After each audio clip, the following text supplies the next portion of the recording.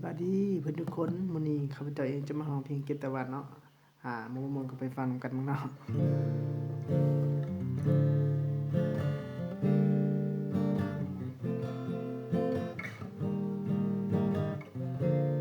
เก็บตะวันที่เคยส่งฟ้า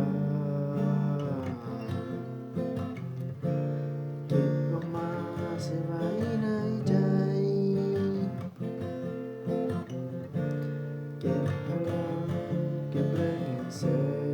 นยิ่งใหญ่รอกันไว้ให้เป็นหนึ่งเดียว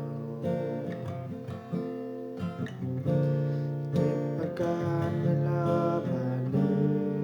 ยสิ่งที่เคยผิดหวังช่างมัน